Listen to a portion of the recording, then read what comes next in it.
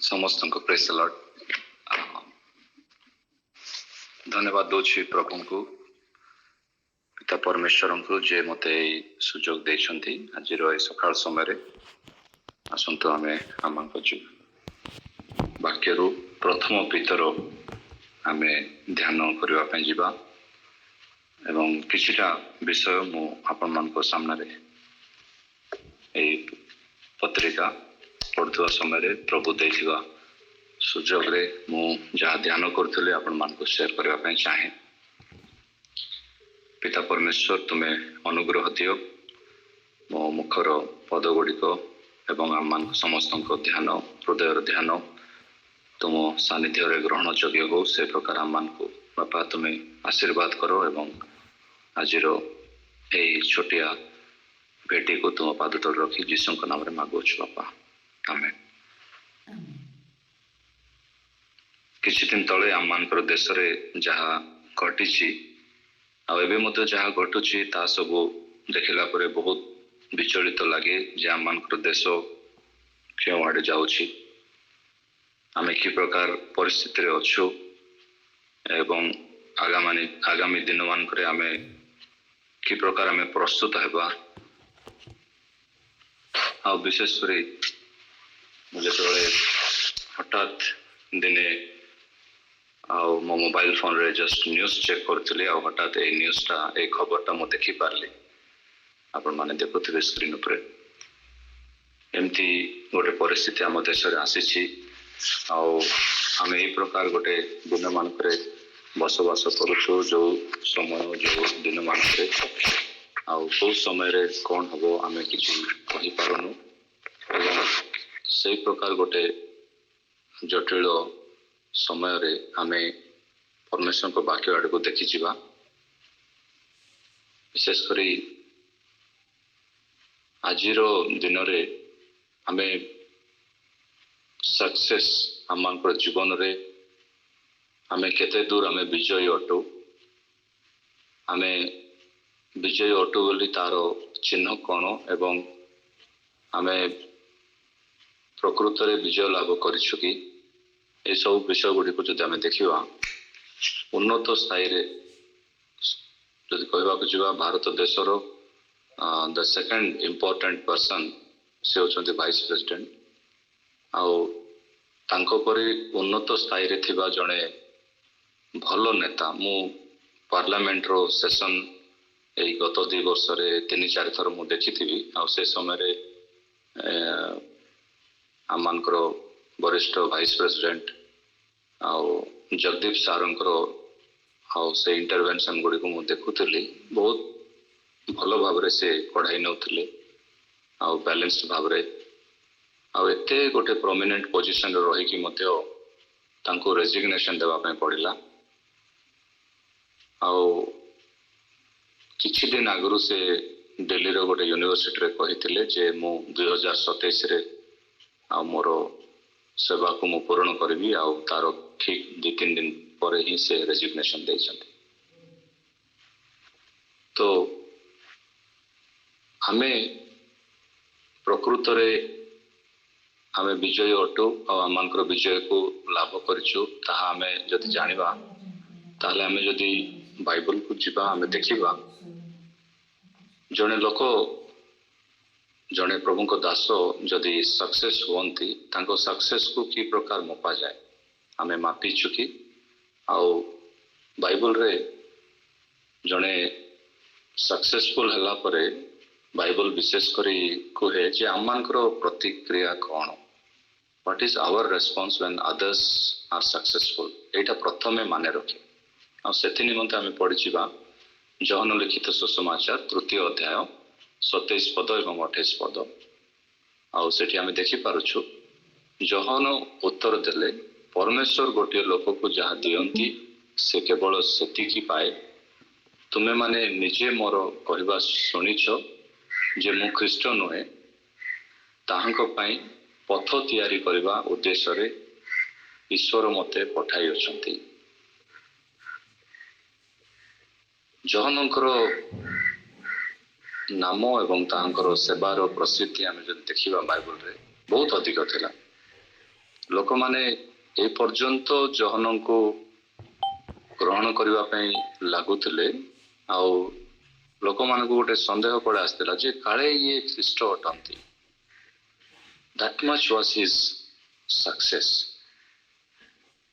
से एतिकी प्रसिद्ध थिले जे लोक लोक से मान को पचारिबा को लागिथिले जे are you Christ are you the Messiah the anointed आउ बहुत स्पष्ट भाव रे बहुत सुंदर भाव रे बहुत प्रांजल भाव रे से उत्तर दौथिले जे मु ख्रीष्ट नुहे अनेक थरो सेवा कार्य रे सेवक मान मध्य इवेन मु जदि कहबी मु गोटे ऑर्गेनाइजेशन रे सेवा करुछि अनेक थर एही विषयटी गोटे प्रश्न सादृश्य आम मान को सम्मुख रे ठिया ही थाए जे मु केते दूर सक्सेसफुल मोर सक्सेस को मु की प्रकार मापिबी प्रकृत रे मु विजयी सेवा करिछि कि किंतु एठी आमे गोटे जिंस स्मरण आनिबा आमे सक्सेसफुल कि नाही आमे विजयी कि नाही ताहा जानिबा आगरो आम मानकर मन रे एटा प्रथम आसीबार अछि जे मोर प्रतिवासी मोर सम्मुख रे जे अछंती मु जहा सहित काम करुछि मु जहा सहित प्रार्थना करुछि मु जहा सहित आउ गोटे फेलोशिप अछि गोटे सहभागिता अछि मोर से भाई मोर से भ्राता मोर से भौणी तांके जदि सक्सेस हेले तांके जदि विजय लाभ कले मोर प्रतिक्रिया कौन दिस इज वेरी इंपोर्टेंट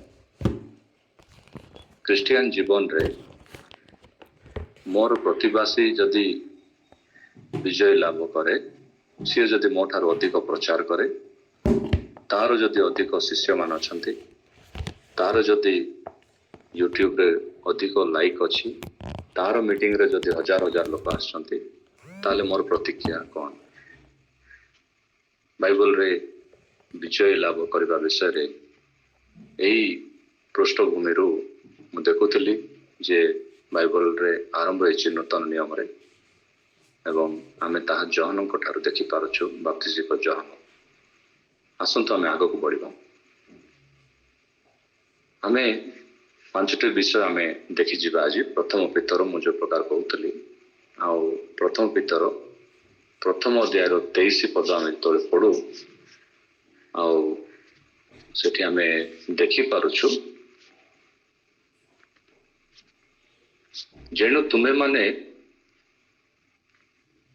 आपण जदि के काढी छंती पढी पारबे कि प्रथम पितर प्रथम अध्याय 23 पद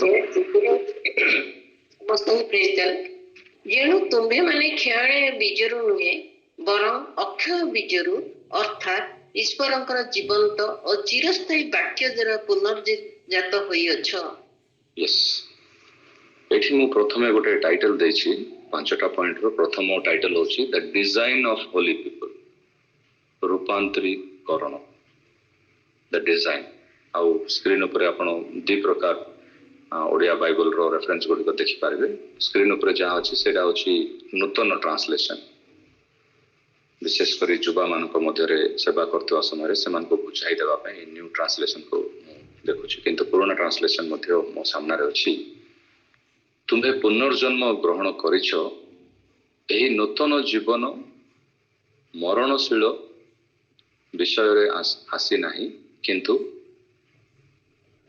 जहा किछि केबे मरे नाही सेठारु आसीछि जहा सबुदिन पाई रुहे परमेश्वर को सही जीवन जीवंत सुसमाचार जोगु तुम्हें आउ थरे जन्म ग्रहण करिछ टिके सिंपल सेतिकी आउ किछि नै किंतु आमे ओरिजिनल टेक्स्ट रे जहा पढु बहुत पावरफुल बाइबल वर्स एटा किंतु एठी मु कोन पढी की बुझुतली जे जो पुनर्जन्म रो रास्ता रे आमे चालिछु जो पुनर्जन्म को आमे ग्रहण करिछु which is imperishable and immortal that is through the living and everlasting word of God टिके समय आगु दीदी प्रार्थना करते मधुस्मिता दीदी जे से जीवंत वाक्य ईश्वर अटंती जीवंत वाक्य आमे जो पुनर्जन्म ग्रहण करिछु ए नूतन जीवन विषय रे आमे जदि टिके चिंता करिबा ए रूपांतरीकरण विषय रे जदि आमे टिके चिंता करिबा दिस इज समथिंग लाइक मो भाबुतली जे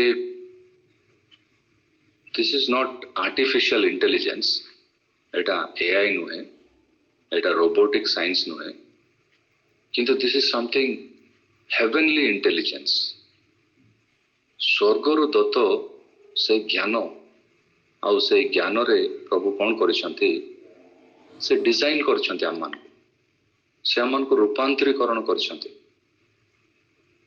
डिजाइन द वेरी डिजाइन जो निमंते आज अनेक लोक अनेक वैज्ञानिक पाठ इंजीनियरिंग पाठ पढ़ुछंती आउ डिजाइन उपरे से माने बहुत ध्यान दियंती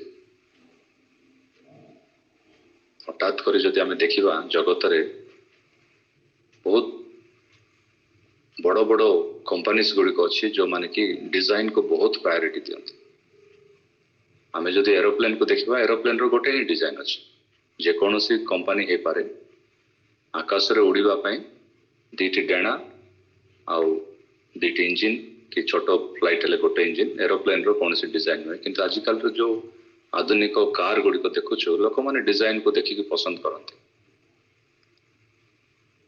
एठी मु कोन कहबा पई चाहूची डिजाइन गोटे प्रामुख्य विषय आ लोक माने डिजाइन को प्रायोरिटी दियंती किंतु एठी आमे ए जिंस को मते जानि परिबा जानि रखिबा जे पवित्रीकृत हेतिबा लोक माने जो माने पवित्र आ जो माने धार्मिक सेमानकर डिजाइन ही अलगा से माने पुनर्जन्म ग्रहण करिसंती आ से माने एमिति ही पुनर्जन्म ग्रहण करि नांती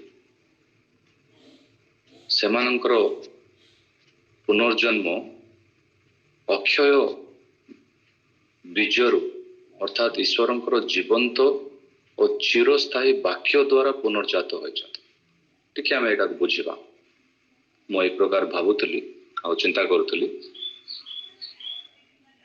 आपण माने देखि पारुथबे स्क्रीन ऊपर मु जहा कहूछि थरे हठात अकस्मात भाव रे जने मंडली को गले जने जुबा लोक को धरि नियंतु से केबे चर्च को आसंती नाही से बसिले वाक्य सुनिले पालक आज्ञा प्रचार करथिले आ प्रचार करू करू से जुबा पो कि झियो तांको लागिला जे ई वाक्यटा काहे कि आज मो सहित कथा कहूछ से वाक्य से सुनिले आउ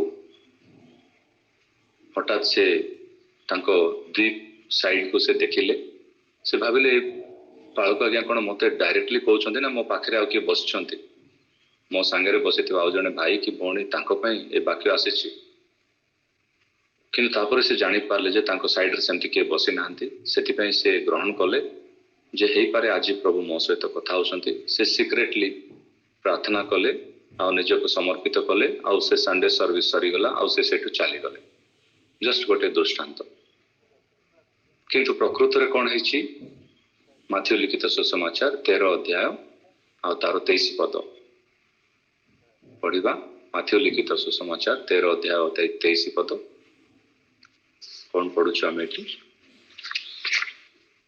किंतु जे वाक्य शुणी बुझे और प्रकृत रे फल फले केही 100 गुण केही 60 गुण केही 30 गुण केही सही जनक बुणा जाइता उत्तम भूमि सदृश यस जे वाक्य सुने आ बुझे दैट फर्स्ट एनकाउंटर प्रथम थर पई जेतबेले आमाने जेते एठी अछु आज एकत्र होइछु आमे प्रथम थर पई हम जीवन को जेतबेले समर्पित करथिलु प्रभु को पाद तले से दिन को टिके आमे स्मरण राखिबा आज ए मासर प्रथम दिन प्रभु प्रथम थर पई मु तुम पाद तले मु गोटे पापी लोक थिली मु गोटे घमंडी लोक थिली मु गोटे गर्वी लोक थिली मु केबे मते निज को नत करू नथिली किंतु कोन हेछि प्रभु ଏଇ ଦିନମାନଙ୍କରେ ଓଡ଼ିଶାରେ ଯଥେଷ୍ଟ ବର୍ଷା ସବୁଆଡ଼େ, ଆଉ ଲୋକମାନେ ମଞ୍ଜି ପକାଇବା ପାଇଁ ଆରମ୍ଭ କଲେଣି।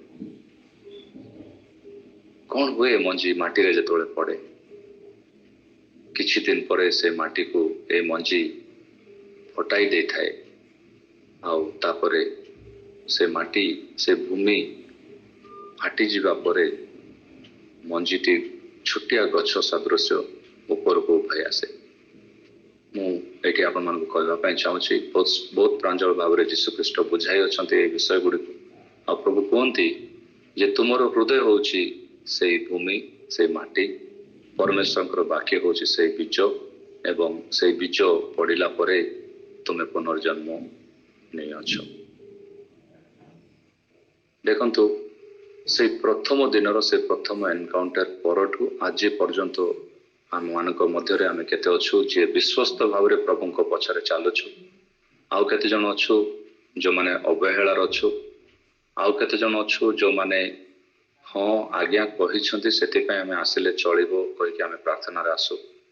କିନ୍ତୁ ଏହି ସକାଳ ସମୟରେ ମୁଁ ଆପଣମାନଙ୍କୁ ଏହା ସ୍ମରଣରେ ଆଣିବା ପାଇଁ ଚାହେଁ, ଟିକେ ଚିନ୍ତା କରନ୍ତୁ ପରମେଶ୍ୱରଙ୍କୁ ସେଇ ଡିଜାଇନ୍, ସେ ରୂପାନ୍ତରୀକରଣ ପ୍ରଭୁ ଆମମାନଙ୍କ ଭିତରେ ଗୋଟେ ନୂତନ ରୂପ ସେ ଦେଉଅଛନ୍ତି, ଆଉ ସେଇଟା ତାଙ୍କ ବାକ୍ୟ ଦ୍ୱାରା ହେଇଛି। That very design of our life. ଦ୍ୱିତୀୟ ବିଷୟ, ପ୍ରଥମ ବିଷୟ ହେଲା the design of holy people, ଦ୍ୱିତୀୟ ବିଷୟ ହେଉଛି the diet of holy people. Diet କହିଲେ ବହୁତ ସୁନ୍ଦର ଲାଗେ ଏ ପଦଟା, କାହିଁକି ଆଜିକାଲି ସମସ୍ତେ ଆମେ ଡାଇଟିସିଆନ୍ ପାଖକୁ ଯାଉଛୁ, ଆମମାନଙ୍କର ଖାଦ୍ୟକୁ ଆମେ ସୀମିତ ରଖିବା ପାଇଁ ଅନେକ ପ୍ରକାର ପ୍ଲାନ୍ କରୁଛୁ। କ'ଣ ଖାଇଲେ ଠିକ୍ ହବ, କ'ଣ ଖାଇଲେ ଆମେ ସୁସ୍ଥ ରହିବୁ, ଆଉ ଆମେ ଠିକ୍ ସେଇ ପ୍ରକାର ଆମେ ପଢ଼ିପାରୁଛୁ। ପ୍ରଥମ ପିତର ଦ୍ୱିତୀୟ ଅଧ୍ୟାୟ ତାର ପ୍ରଥମ 2 ପଦରେ ଆମେ ପଢ଼ିପାରୁଛୁ। ପ୍ରଥମ ପିତର ଦ୍ୱିତୀୟ ଅଧ୍ୟାୟ ତାର 1 ଏବଂ 2 ପଦ ପଢ଼ିଯିବା। ଅତଏବ ପ୍ରଭୁ ଯେ ମଙ୍ଗଳମୟ, ଏହା ଯଦି ଆସ୍ୱାଦନ କରିଅଛ, ତାହେଲେ ସମସ୍ତ ପ୍ରକାର ଦୁଷ୍ଟତା, ଛଳ, କପଟ, ଈର୍ଷା ଓ ପରନିନ୍ଦା ପରିତ୍ୟାଗ କରି ତିନି ପଦ ନବଜାତ ଶିଶୁ ତୁଲ୍ୟ ପରମାର୍ଥିକ ଅମିଶ୍ରିତ ଦୁଗ୍ଧ ପାନ କରିବାକୁ ଇଚ୍ଛା କର, ଯେପରି ତଦ୍ୱାରା ପରିତ୍ରାଣାର୍ଥେ ବୃଦ୍ଧି ପାଇପାରୁ। ତ ଏଠି ଆମେ 2ଟା ବିଷୟ ଆମେ ଦେଖିପାରୁଛୁ। ଇଂରାଜୀ ବାଇବଲ ଯଦି ଦେଖିବେ ତଳେ ଲେଖା ଅଛି, so put aside every trace of malice. ଆଉ ତାପରେ 2 ପଦରେ ଦେଖୁଛୁ, like new born babies you should long for the pure milk of the word. ମୁଁ ଟିକେ ଚିନ୍ତାରେ ପଡ଼ିଗଲି ଏଠି ଯେ ବାଇବଲର ଶେଷ ପେଜ୍ ଗୁଡ଼ିକ ଆଉ କିଛିଟା ପେଜ୍ ପରେ ଆମେ ପ୍ରକାଶିତ ପଡ଼ିଯିବା, ଆଉ ବାଇବଲର ଶେଷ ସମୟ ଗୁଡ଼ିକରେ ଆମମାନଙ୍କୁ କାହିଁକି ନବଜାତ ଶିଶୁ ବିଷୟରେ ଏଠି ସ୍ମରଣରେ ଅଣାଯାଉଅଛି। ପାରମାର୍ଥିକ ଅମିଶ୍ରିତ ଦୁଗ୍ଧ ପାନ କରିବାକୁ ଇଚ୍ଛା କର। ଆଉ ଯୁବାମାନେ ଇଚ୍ଛା କରନ୍ତି ନ୍ୟୁ ଟ୍ରାନ୍ସଲେସନ୍ ଜାଣିବା ପାଇଁ, ତ ସେଥିପାଇଁ ନ୍ୟୁ ଟ୍ରାନ୍ସଲେସନ୍ ଅଛି, ଅନ୍ୟ ଲୋକମାନଙ୍କୁ ଆଘାତ କଲା ଭଳି କୌଣସି କାମ କର ନାହିଁ, ମିଛ କୁହ ନାହିଁ, ଲୋକକୁ ଠକ ନାହିଁ, ଈର୍ଷାନ୍ୱତ ହୁଅ ନାହିଁ, ଲୋକମାନଙ୍କର ନିନ୍ଦା କର ନାହିଁ, ନିଜ ଜୀବନରୁ ଏଗୁଡ଼ିକ ଦୂର କର, ନୂତନ ଜନ୍ମ ଲାଭ କରିଥିବା ଶିଶୁ ଭଳି ହୁଅ, ଆଉ ତୁମ ଆତ୍ମାକୁ ପରିତୃପ୍ତ କରୁଥିବା ବିଶୁଦ୍ଧ ଦୁଗ୍ଧ ପାନ ପାଇଁ ତୁମେ ଲାଳାୟିତ ହୁଅ। 2ଟା ବିଷୟ ଆମେ ଏଠି ଦେଖିପାରୁଛୁ। ଦ ଡାଏଟ୍ ଅଫ୍ ହୋଲି ପିପୁଲ ଯେତେବେଳେ ଆମେ ଧ୍ୟାନ କରୁଛୁ ଦ୍ୱିତୀୟ ବିଷୟରେ, ଗୋଟେ ବିଷୟ ହେଉଛି ପୁଟ୍ ଏସାଇଡ୍, ଆଉ ଗୋଟେ ହେଉଛି ଲଙ୍ଗ ଫର୍ ଦ ପିଓର।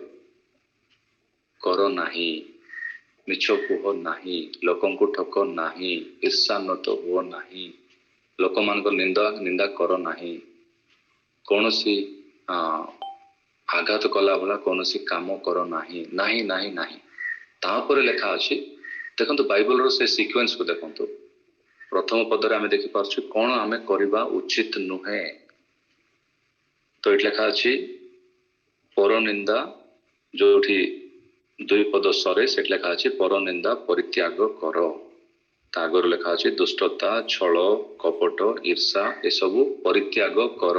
तो कौन आम परित्याग करवा आउ कौन इच्छा करवा ए दुईटा पद को आम ये देखिपुर आपको गोटे छोटिया उदाहरण स्वरूप मुझे देखा चाहे सकाळु सकाळु उठिला परे गोटे नवजात शिशु को आम देखाटा बहुत खुशी लगे चित्र किंतु आपन को जहाँ चित्र रे मु देखाउछि ए चित्र रे गोटे डिफरेंस अछि गोटे बेसिक डिफरेंस अछि नवजात शिशु मान को वाशिंग करा जाए से मान को गाधे दिया जाए आ से मान को फीडिंग करा जाए किंतु डिफरेंस कौन अच्छे दुईटा छवि रे गोटे जिनस होछि वाशिंग जोटा कि कंटिन्यूअस चली फीडिंग जोटा कि टाइमली हुए किंतु नवजात शिशु को आउ बहुत सूक्ष्म रे वाश कला परे से शिशु को सफा कला परे ही से माने खाद्य दियंती कौन मुझे कहवाई चाहूँगी परित्याग करने विषय अनेक अच्छी किंतु पान करने विषय गोटे अच्छी अनेक जिनस अच्छी जोटा को आम परित्याग करि पारुना आउ जोटा सबुठारु अधिक आवश्यक अच्छे आम डाएट रे आम डाएट कंट्रोल विषय आम जो ध्यान करूँ जोटा कि आम पान करिवार अछि नवजात शिशु तुल्य पारमार्थिक अमिश्रित दुग्ध को पान करवा केते डाइल्यूटेड खाद्य आम सामने रे आजिकल आसुछि आम जेकोसी वेबसाइट रू हो कि जेकोसी ऑनलाइन मार्केट रू कि हाट रू कि दुकान रू जहाँ मध्य किणुछु अनेक जिनस आसु जोटा मिश्रित आम गोटे पदरे बहुत खुशी था जे एटा गोटे ऑर्गेनिक जिनस ऑर्गेनिक चाषी माने निजे से माने चाष भूमि रू आनिकी बिकिचंती ताहले एटा ऑर्गेनिक किंतु चाषी माने केते प्रकार औषध पकईचंती सेटा तो आम जानिनु तो मुझे कौन कहवाई चाहूँगी अमिश्रित खाद्य आज मीडिया रो जगत रे मु भावुछि अमिश्रित खाद्य आपण माने गोटे जगह पाई परबे आपण नोट करि थांतो मु से एड्रेस आपण को देबा पई चाहूँ अमिश्रित खाद्य मु कोठी पाए मो ई समय रे कोनोसी नेता कोनोसी गुरु कोनोसी सुख्यात प्रभुंकर दास कहार नाम मु देबा पई चाहूँ अमिश्रित खाद्य केवल आम मानकर सृष्टिकर्ता प्रभु जीशुंकर एई बाइबल रो आमे पाई था जेबे पर्यंत आमे निजे बाइबल ध्यान करूनु आमे आंठुरे बाइबल ध्यान करूनु जेबे पर्यंत बाइबल रे थिबा प्रत्येक पेज को आमे चिन्हिनु से पर्यंत आमे अमिश्रित खाद्य खाई परिबा जहाँ मध्य आमे पाउछु अन्य मानकठु किछि ना किछि मिश्रित थाए किंतु जेबे पर्यंत मु निजे बाइबल पढ़िबिनी निजे बाइबल ध्यान को जीविनी प्रभु मो सहित तुम्हें कथा को मु तुम सहित स्पष्ट भाव डायरेक्ट कथा हाँवाई चाहूँगी से प्रकार गोटे संपर्क से प्रकार गोटे बंधुत्व को आमे जदि जीवा नहीं ताले आमे अमिश्रित खाद्य खाई पारिबानी प्रभु आम को साहाय्य करंतु आउरी बुझापी आम डाइट विषय आम जत्नशील हेबा तृतीय विषय the desire of holy people the desire पवित्र लोक मानकर आशा आकांक्षा और पवित्र लोक मानकर इच्छा कौन हेबा उचित सेटा आम प्रथम पितर द्वितीय अध्याय तार 4 पद एवं 5 पद रे पढ़ी जाओ कौन से मानकर इच्छा आम पढ़ी जा 4 पद एवं 5 पद जीवंत प्रस्तर स्वरूप जे सेही प्रभु से मनुष्य मानक द्वारा अग्राह्य हेले सत किंतु ईश्वरक निकट रे मनोनीत और बहुमूल्य अटंती ताहांक निकट को आसी तुम्ही माने मध्य यीशु ख्रीष्टक द्वारा ईश्वरक निकट रे सुग्राह्य आत्मिक बलि उत्सर्ग करिवा निमंते पवित्र याजक वर्ग हेबा पई जीवंत प्रस्तर स्वरूप होई गोटे पारमार्थिक गृह रूप रे निर्मित हुआ यस गोटे पारमार्थिक गृह रूप रे निर्मित हो बहुत जिनस एई दिन मानक निर्मित होउछि बहुत जगार निर्मित होउछि एवं यीशु ख्रीष्टंकर बाणी जेतोळे आमे सुनुछु नूतन नियम रे आरंभ रे से कहंती ଆଉ ଜ୍ଞାନୀ ମାନେ କି ପ୍ରକାର ଗୃହ ନିର୍ମାଣ କରନ୍ତି ଆଉ କେଉଁ ଉପରେ ସେମାନେ ଗୃହ ନିର୍ମାଣ କରନ୍ତି, ପ୍ରସ୍ତର ଉପରେ ନା ବାଲି ଉପରେ, ଆଉ ଦୁଇ ପ୍ରକାର ଗୃହ କେଉଁ ସମୟରେ ସେ ଗୃହ ଯାକ ପଡ଼ିଯାଏ। ଶେଷରେ ଆମେ ଆଉ ଥରେ ଦେଖୁଛୁ ସେଇ କଥା ଗୁଡ଼ିକ ଯେତେବେଳେ ଯୀଶୁଖ୍ରୀଷ୍ଟ କହୁଥିଲେ ତାଙ୍କର ଶିଷ୍ୟମାନଙ୍କ ମଧ୍ୟରୁ, ବିଶେଷ କରି ମୁଁ ଭାବୁଛି ପିତର, ପ୍ରେରିତ ସାଧୁ ପିତର, ସିଏ ବହୁତ ଧ୍ୟାନ ସହିତ ଶୁଣୁଥିଲେ ଆଉ ଶେଷ ସମୟରେ ସେ ଆଉ ଥରେ ଏ ବିଷୟକୁ ଆମମାନଙ୍କ ସ୍ମରଣରେ ଆଣି ଦେଉଛନ୍ତି ଯେ ତୁମେ ଯେତେବେଳେ ଗୃହ ନିର୍ମାଣ କରୁଛ କି ପ୍ରକାର ଗୃହ ତୁମେ ହେବା ଉଚିତ, ଗୃହ ନିର୍ମାଣକାରୀ କି ପ୍ରକାର ଗୃହ ତିଆରି କରିବା ଉଚିତ। ଆମେ ଆଉ ନୂତନ ଟ୍ରାନ୍ସଲେସନରେ ଯଦି ଦେଖିବା, ପ୍ରଭୁ ଯୀଶୁ ହେଉଛନ୍ତି ଜୀବନ୍ତ ପଥର, ଜଗତର ଲୋକମାନେ ସେଇ ପଥରଟି ଅଗ୍ରାହ୍ୟ କଲେ, କିନ୍ତୁ ପରମେଶ୍ୱର ସେଇ ପଥରଟିକୁ ମନୋନୀତ କରିଛନ୍ତି। ପରମେଶ୍ୱରଙ୍କ ପାଇଁ ତାହାଙ୍କ ମୂଲ୍ୟ ଅଧିକ, ସେଥିପାଇଁ 5 ପଦରେ ଆମେ ପଢୁଛୁ, ଅତଏବ ତାହାଙ୍କ ପାଖକୁ ଆସ, ତୁମେମାନେ ମଧ୍ୟ ଜୀବନ୍ତ ପଥର ଭଳି ପରମେଶ୍ୱର ଗୋଟିଏ ଆଧ୍ୟାତ୍ମିକ ମନ୍ଦିର ନିର୍ମାଣ କରୁଛନ୍ତି। ଆମ୍ଭେ ଗୋଟେ ଆଧ୍ୟାତ୍ମିକ ମନ୍ଦିର ଭାବରେ ଆମେ ନିର୍ମିତ ହେଉଛୁ, ତାହା ଆମେ ଗ୍ରହଣ କରିବାର ଅଛି।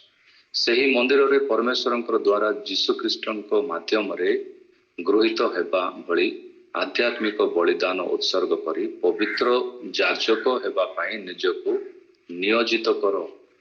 ଡିଜାୟାର, କ'ଣ ସେଇ ଆଶା, କ'ଣ ସେଇ ଆକାଂକ୍ଷା, କ'ଣ ମୋର ସେଇ ଇଚ୍ଛା ରହିବାର ଅଛି ଯେ I am growing, I am built up into a spiritual house,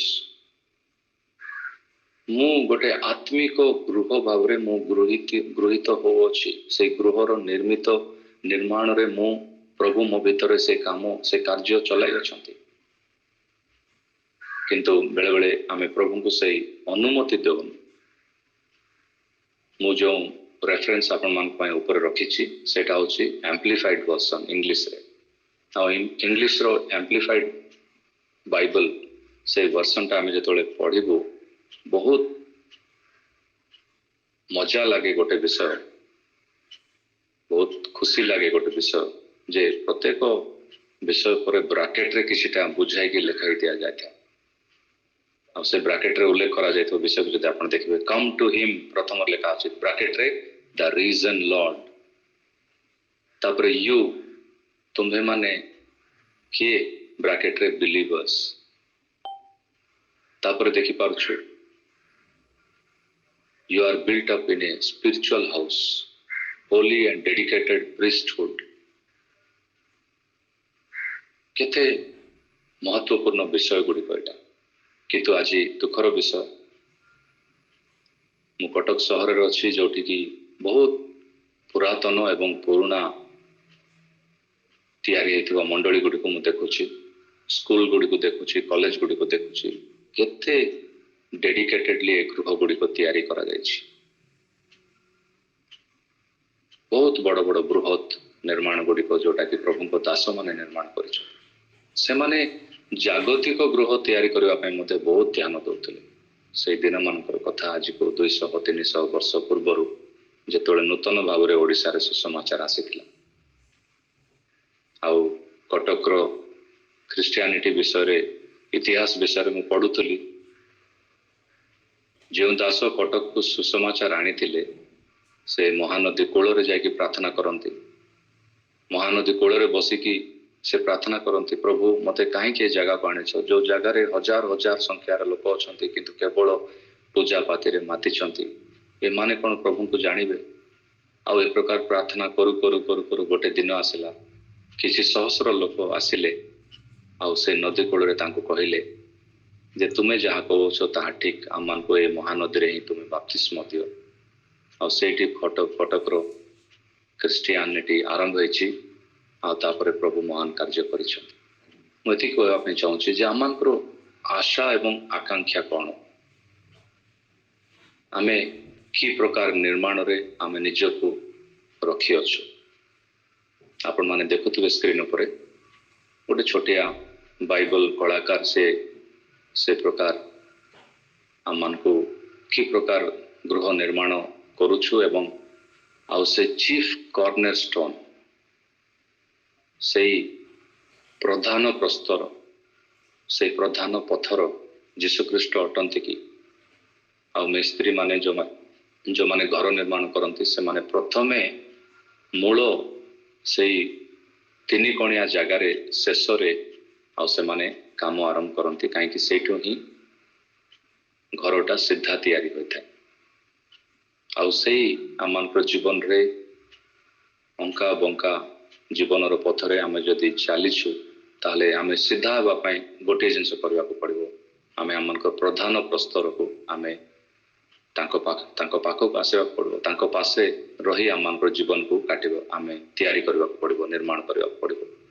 ଆପଣମାନେ ଦେଖୁଥିବେ ତା ପାଖରେ ଆଉ ଗୋଟେ ଚିତ୍ର ଅଛି ଯୋଉଟା ଅଛି କି ଲିନିଂ ଟାୱାର ଅଫ୍ ପିସା। ଆପଣ ଦେଖିପାରୁଛନ୍ତି ସେଇ ଗୃହଟେ ଆଜି ମଧ୍ୟ ଏଇ ପୃଥିବୀରେ ଅଛି, କିନ୍ତୁ ଏବେ ମଧ୍ୟ ଏଇ ପ୍ରକାର ବଙ୍କା ଠିଆ ହେଇଛି, କାହିଁକି? ତାର ପ୍ରଧାନ ପ୍ରସ୍ତର ଠିକ ନଥିଲା। ଲୋକ ଯାଉଛନ୍ତି ଦେଖିବା ପାଇଁ, ଅନେକ ହାସ୍ୟରେ ଫଟୋ କାଢିକି ଆସୁଛନ୍ତି, ଯେ କେତେ ଜଣ ଏଇ ପ୍ରକାର ଫଟୋ କାଢନ୍ତି ଯେ ମୁଁ ହିଁ ସେଇ ଲିନିଂ ଟାୱାର ଅଫ୍ ପିସା ପଡି ଯାଉଥିବା ସମୟରେ ମୋ ହାତ ଦ୍ୱାରା ଧରିଛି, ସେଇ ପ୍ରକାର ଫଟୋ ଗୁଡ଼ିକ କାଢନ୍ତି ମଜାରେ, କିନ୍ତୁ ଆମମାନଙ୍କର ଜୀବନକୁ ସେଇ ପ୍ରକାର କିଏ ମଜା ନ କରନ୍ତୁ। ଚତୁର୍ଥ ବିଷୟ, what is the defect? The defect of holy people. ପ୍ରଥମ ଭିତର ଦ୍ୱିତୀୟ ଅଧ୍ୟାୟର 7 ପଦ ଆମେ ପଢିଯିବା। କଣ ଆମମାନଙ୍କର ଭିତରେ ଥିବା ସେଇ ବିଷୟ ଯୋଉଟା କି ଆମମାନଙ୍କୁ ଖରାପ ବାଟରେ ନେଇକି ଯାଏ।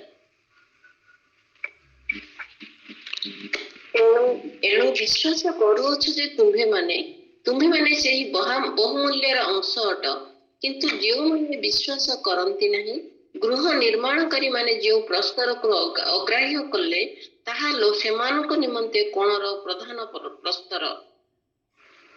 ତାପରେ 8 ପଦ ପଢିଯିବା। ପୁଣି ବାଧାଜନକ ପ୍ରସ୍ତର ଓ ବିଘ୍ନଜନକ ପାଷାଣ ସ୍ୱରୂପ ହେଲା, ବାକ୍ୟର ଅନାଜ୍ଞାବହ ହେବାରୁ ସେମାନେ ବାଧା ପାଆନ୍ତି, ଆଉ ଏ ନିମନ୍ତେ ମଧ୍ୟ ସେମାନେ ନିରୂପିତ ହୋଇଥିଲେ। Yes, they stumble because they disobey the word of God. ସେମାନେ କାହିଁକି ବାଧା ପାଆନ୍ତି?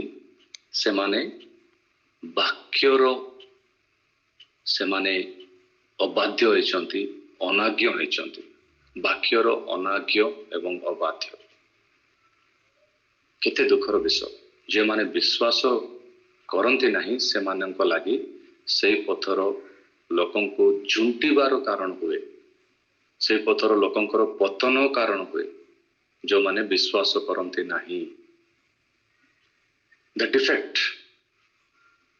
ପ୍ରଭୁଙ୍କ ପାଖକୁ ଆସିଲା ପରେ ମଧ୍ୟ କେତେ ଜଣ ଝୁଣ୍ଟି ପଡନ୍ତି, ପ୍ରଭୁଙ୍କ ପାଖକୁ ଆସିକି ମଧ୍ୟ କେତେ ଜଣ ପତନର ବାଟରେ ଚାଲନ୍ତି।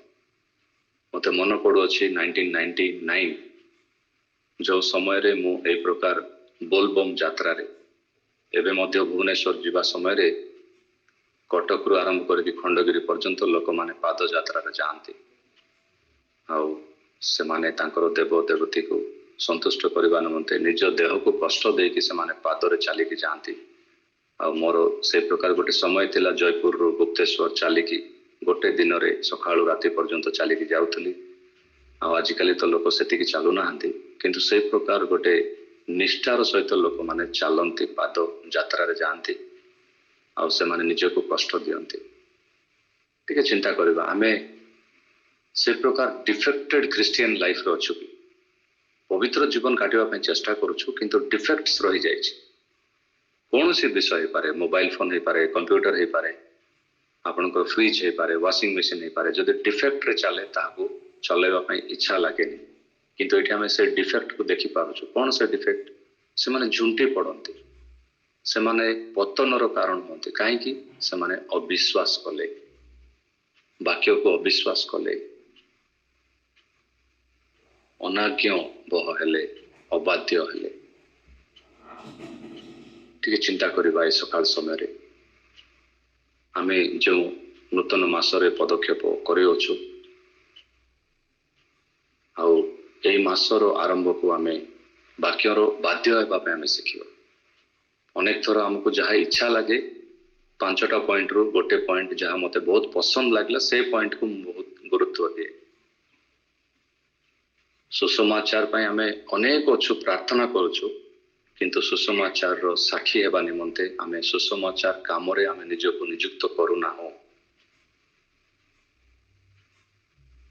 ସୁସମାଚାର ଲାଗି ଆଜି କେତେ ଲୋକ କେତେ ଜାଗାରେ ହିଂସା ପ୍ରାପ୍ତ ହେଉଛନ୍ତି।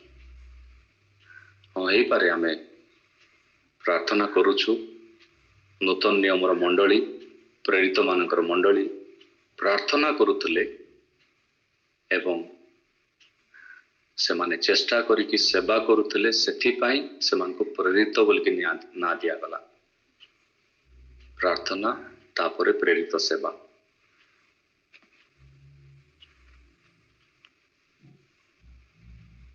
କଣ ପାଇଁ ଲୋକମାନେ ସେଇ ପ୍ରଧାନ ପ୍ରସ୍ତରକୁ ସେମାନେ ରିଜେକ୍ଟ କଲେ? କାରଣ they were refusing, ସେମାନେ ଘୃଣା ଆଉ ସେମାନେ ଅବାଧ୍ୟ ହୋଇଗଲେ, ସେମାନେ ନିଜକୁ ନତ କଲେ ନାହିଁ। ଆଉ ସେତିକି ନୁହେଁ, ସେମାନେ ବାରମ୍ବାର ପାପରେ ମାତିଗଲେ। ଗୀତ ସଂହିତା 118 ତାର 22 ପଦରେ ମଧ୍ୟ ଆମେ ଏ ବିଷୟକୁ ପଢି ପାରୁଛୁ। ଆସନ୍ତୁ ଆମେ ଶେଷ ବିଷୟକୁ ଯିବା, ପଞ୍ଚମ ବିଷୟ, ଦ ଡେଷ୍ଟିନେସନ ଅଫ ହୋଲି ପିପଲ। ଏହି ପ୍ରଭୁଙ୍କ ଦ୍ୱାରା ମନୋନୀତ ଲୋକମାନଙ୍କର ଶେଷ ଗମ୍ୟ ସ୍ଥାନ କୋଉଟା? ଆମେ ଯଦି ଦେଖିବା 9 ପଦ ପଢିଯିବା, ପ୍ରଥମ ପିତର 2ୟ ଅଧ୍ୟାୟର 9 ପଦ। କିନ୍ତୁ ଯେ ତୁମ୍ଭମାନଙ୍କୁ ଅନ୍ଧକାରରୁ ଆପଣା ଆଶ୍ଚର୍ଯ୍ୟ ଆଲୋକ ମଧ୍ୟକୁ ଆହ୍ୱାନ କରିଅଛନ୍ତି, ତୁମ୍ଭେମାନେ ଯେପରି ତାହାଙ୍କ ଗୁଣ କୀର୍ତ୍ତନ କର, ଏଥି ନିମନ୍ତେ ତୁମ୍ଭେମାନେ ଏକ ମନୋନୀତ ବଂଶ, ରାଜକୀୟ ଯାଜକ ବର୍ଗ, ପବିତ୍ର ଜାତି, ପୁଣି ଈଶ୍ୱରଙ୍କର ନିଜସ୍ୱ ପ୍ରଜା ହୋଇଅଛ। ୟେସ୍, ବହୁତ ସୁନ୍ଦର ଭାବରେ ଦୁଇଟା ଯାକ ଟ୍ରାନ୍ସଲେସନରେ ଗୋଟେ ପ୍ରକାର ହିଁ ଲେଖା ଅଛି। କିନ୍ତୁ ତୁମେମାନେ ମନୋନୀତ ଲୋକ ଅଟ, ତୁମେମାନେ ରାଜାଙ୍କର ଯାଜକ, ତୁମେମାନେ ପବିତ୍ର ଜାତି ଅଟ, ତୁମେମାନେ ପରମେଶ୍ୱରଙ୍କର ଲୋକ। ଏଠି ଗୋଟେ ସୁନ୍ଦର ବିଷୟ ଲେଖା ଅଛି, ତୁମମାନେ ପବିତ୍ର ଜାତି ଅଟ। କେତେ ଜଣ ପଚାରନ୍ତି ତୁମର ଜାତି କଣ, କୋଉ ଜାତିରୁ ଆସିଛ? କିନ୍ତୁ ବାଇବଲ ବହୁତ ସୁନ୍ଦର ଭାବରେ ଏଠି ଲେଖା ଯାଇଛି, ଉଲ୍ଲେଖ କରାଯାଇଛି ଯେ ତୁମେମାନେ ପବିତ୍ର ଜାତି ଅଟ। ଆଉ ସବୁଠାରୁ ବଡ଼ ବିଷୟ ଏଠି ଲେଖା ଅଛି, ଉତ୍ତମ ବିଷୟ ଲେଖା ଅଛି, ପରମେଶ୍ୱର କରୁଥିବା ଆଶ୍ଚର୍ଯ୍ୟ ଘଟଣା ମାନେ କହିବା ପାଇଁ ପରମେଶ୍ୱର ତୁମକୁ ମନୋନୀତ କରିଛନ୍ତି। ସେ ଅନ୍ଧକାରରୁ ତୁମମାନଙ୍କୁ ତାହାଙ୍କର ଆଶ୍ଚର୍ଯ୍ୟଜନକ ଆଲୋକକୁ ଆଣିଛନ୍ତି। କଣ ପାଇଁ ଆଣିଛନ୍ତି? ତାହାଙ୍କର କାର୍ଯ୍ୟ ବିଷୟରେ, ଘଟଣା ବିଷୟରେ ଆମେ କହିବାର ଅଛି। we have to tell, କାହିଁକି ଆମେ ମନୋନୀତ ଲୋକ, କାହିଁକି ଆମେ ରାଜାଙ୍କର ଲୋକ, କାହିଁକି ଆମେ ପବିତ୍ର ଜାତି। ଜଣେ ମିଶନାରୀ ଆଉ ଗୋଟେ ପ୍ରଭୁଙ୍କର ଦାସ ମିଶନରେ ସେବା କରୁଛି, ସେଥିପାଇଁ ଏଇ ବିଷୟ ନ କହିଲେ ମୁଁ ରହିପାରିବିନି। ଆମେ ଅନ୍ୟମାନଙ୍କୁ ସୁସମାଚାର କହୁଛୁ କି? ଦିନ ଥିଲା ଆମେ ସେଇ ଦିନ ମାନଙ୍କରେ ପବିତ୍ର ଲୋକ ନଥିଲୁ, କି କାହାକୁ ଜଣେ ପ୍ରଭୁ ଆମମାନଙ୍କ ପାଖକୁ ପଠାଇଲେ, ଆମେ ସେ ସୁସମାଚାରକୁ ଗ୍ରହଣ କଲୁ, ତାପରେ ଆମେ ଆଜି କହିପାରୁଛୁ ଆମେ ଗୋଟେ ଯାଜକୀୟ ଲୋକ, ରାଜାଙ୍କର ଲୋକ, ଆମେ ମନୋନୀତ ଲୋକ। Yes, eat is good, a people for God's own possession ବୋଲି ଲେଖା ଅଛି। So that you may proclaim the excellencies, the wonderful deeds and virtues and perfection। ଯିଏ ଆମମାନଙ୍କୁ ଅନ୍ଧକାର ଡାକିଛନ୍ତି ତାଙ୍କର ବିଷୟରେ ଆମେ କହିବା ନିମନ୍ତେ, ଏଇଟା ହଉଛି ଆମମାନଙ୍କର ଡେଷ୍ଟିନେସନ। ସ୍ୱର୍ଗକୁ ଯିବା ପର୍ଯ୍ୟନ୍ତ ସୁସମାଚାର, ସ୍ୱର୍ଗରେ ପହଞ୍ଚିବା ପର୍ଯ୍ୟନ୍ତ ସୁସମାଚାର। ଆମେ ଯୀଶୁଖ୍ରୀଷ୍ଟଙ୍କୁ ଦେଖିପାରୁଛୁ, ତାଙ୍କ ଜୀବନର ଶେଷ ସମୟରେ ମଧ୍ୟ 50% ଲୋକଙ୍କୁ ସେ ଜିତି ନେଲେ। କ୍ରୁଶରେ 2 ଜଣ ଥିଲେ 100%, ଆଉ ତାହେଲେ 50%କୁ ସେ ପାଇଥିଲେ ଆଉ ତାଙ୍କୁ ସ୍ୱର୍ଗକୁ ନେଇଯାଇଥିଲେ। ଜୀବନର ଶେଷ ପର୍ଯ୍ୟନ୍ତ ଆପଣ ଯେଉଁ ଦୋକାନକୁ ଯାଉଛନ୍ତି, ଯେଉଁ ବଜାରକୁ ଯାଉଛନ୍ତି, ଯେଉଁ ପେଟ୍ରୋଲ ପମ୍ପରେ ତେଲ ପକାଉଛନ୍ତି, ଯେଉଁ ସ୍କୁଲରେ ଟିଚର ମାନଙ୍କ ସହିତ କଥା ହେଉଛନ୍ତି, ଟିକେ ଚିନ୍ତା କରନ୍ତୁ, ସେଠି ଆମେ ସାକ୍ଷୀ ହେଇପାରୁଛୁ। Are we able to share God's love? ପରମେଶ୍ୱରଙ୍କର ସେଇ ପ୍ରେମକୁ ଆମେ ବାଣ୍ଟୁଛୁ କି? ଏଇଟା ହଉଛି ଆମମାନଙ୍କର ଗମ୍ୟ ସ୍ଥାନ, ଏଇଟା ହଉଛି ଆମମାନଙ୍କର ଚିରସ୍ଥାନ, ଆମେ ପହଞ୍ଚିବାର ସ୍ଥାନ। ଆଉ ସେଇ ବାଟରେ ଯଦି ଆମେ ଅଛୁ, ଆମେ ଯଦି କହୁଛୁ ଆମେ ଜ୍ୟୋତି, ୟେସ୍, ଏଠି ଜଗତର ଜ୍ୟୋତିକୁ ଆମେ ମନେ ପକାଇବା। ଲେଖା ଅଛି ପରମେଶ୍ୱର ଅନ୍ଧକାରରୁ ତୁମମାନଙ୍କୁ ତାଙ୍କର ଆଶ୍ଚର୍ଯ୍ୟଜନକ ଆଲୋକ ଆଣିଛନ୍ତି। ସାମାନ୍ୟ ଆଲୋକ ନୁହେଁ ଏଇଟା। ଅନ୍ଧକାରରେ ଆମେ ଥିଲୁ, କିନ୍ତୁ ଆଜି କେତେ ଜଣ ଅନ୍ଧକାରରେ ଅଛନ୍ତି। ଭାରତ ଦେଶରେ ଏବେ ମଧ୍ୟ କବାଟ ଖୋଲା ଅଛି, ବନ୍ଦ ହେଇନି। ଅନେକ ଦେଶ ଅଛି ଯୋଉଠି କବାଟ ବନ୍ଦ ହେଇ ସାରିଲାଣି, କିନ୍ତୁ ଆମେ ଆମ ଦେଶ ପାଇଁ ଧନ୍ୟବାଦ ଦେବା ଯେ ଆମ ଦେଶରେ କବାଟ ଖୋଲା ଅଛି, ଲୋକମାନେ ଗ୍ରହଣ କରୁଛନ୍ତି। ଲୋକମାନେ ଭୁବନେଶ୍ୱରରେ ଗ୍ରହଣ କରୁଛନ୍ତି, ଲୋକମାନେ ବରିଗୁମାରେ ମଧ୍ୟ ଗ୍ରହଣ କରୁଛନ୍ତି। କିନ୍ତୁ ଆମେ କହିବା ପାଇଁ ଇଚ୍ଛୁକ କି ପ୍ରଭୁ କେତେ ସୁନ୍ଦର ଭାବରେ ତାଙ୍କର ଲୋକମାନଙ୍କୁ ସେ କ୍ରୁଶରେ ରଖିଛନ୍ତି। ଆଉ ଆମେ ସେଇଟା ପୁରାତନ ନିୟମରେ ଦେଖିପାରୁଛୁ। ଆପଣମାନେ ଦେଖୁଥିବେ ଚିତ୍ରଟା। ଆଉ ଲେବୀୟ ମାନେ କି ପ୍ରକାର ମଝିରେ ରହୁଥିଲେ, ଆଉ ଚାରିଆଡେ ପରମେଶ୍ୱରଙ୍କ ଲୋକମାନେ 12ଟି ଗୋଷ୍ଠୀ ଯେତେବେଳେ ସେମାନଙ୍କୁ ଏକତ୍ର କରାଯାଉଥିଲା, ସେ କ୍ରୁଶର ଛବି ଆପଣମାନେ ସେଠି ଦେଖିପାରୁଥିବେ। ଏ ବିଷୟରେ ମୁଁ ଆଗରୁ ମଧ୍ୟ ଥରେ ଆପଣମାନଙ୍କୁ ଜଣାଇଥିଲି। ତ ଆସନ୍ତୁ, ଆମେ ଯଦି ପରମେଶ୍ୱରଙ୍କର ମନୋନୀତ ଲୋକ, ଆମମାନେ ଯଦି ପରମେଶ୍ୱରଙ୍କର ପବିତ୍ର ଏବଂ ରାଜକୀୟ ଲୋକ, ସେ ରାଜାଙ୍କର କାର୍ଯ୍ୟ କରିବା ପାଇଁ ଆମେ ନିଜକୁ ପ୍ରସ୍ତୁତ କରିବା। ପ୍ରଭୁ ଏହି 5ଟି ଘୋଷିତ ବିଷୟ ଦେଇ ଆପଣମାନେ ସମସ୍ତଙ୍କୁ ଆଶୀର୍ବାଦ କରନ୍ତୁ। ଆମେନ୍।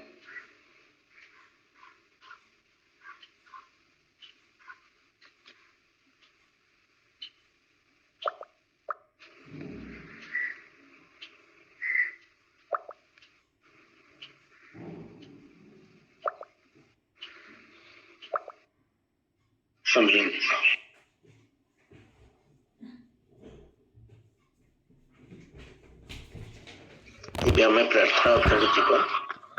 ପ୍ରାର୍ଥନା କରିବା। ଆମମାନଙ୍କ ମଧ୍ୟରେ ସୁବ୍ରତ ପୁଣି ଅଛନ୍ତି। ସୁବ୍ରତି ଭଉଣୀ ଅଛନ୍ତି, ପ୍ରାର୍ଥନା କରିଦେବେ। ସମସ୍ତଙ୍କୁ ପ୍ରେଜ ଦ ଲର୍ଡ। ଆସନ୍ତୁ ଆମେ ପ୍ରାର୍ଥନା କରିବା। ପବିତ୍ର